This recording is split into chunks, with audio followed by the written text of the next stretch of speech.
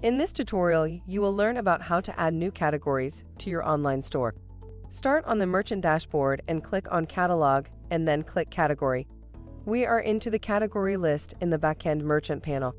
To add a category, click Add New. Next, enter category name, and sort order will allow us to make a particular category visible where desired. Enter the category description.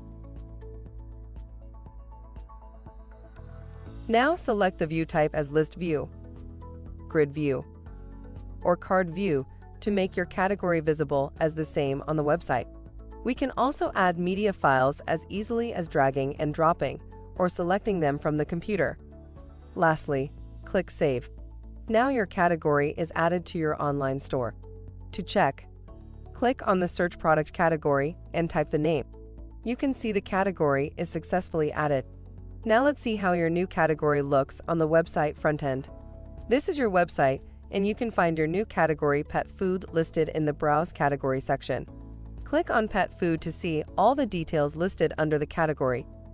Now you know how to add categories with all the essential details. Thank you for watching.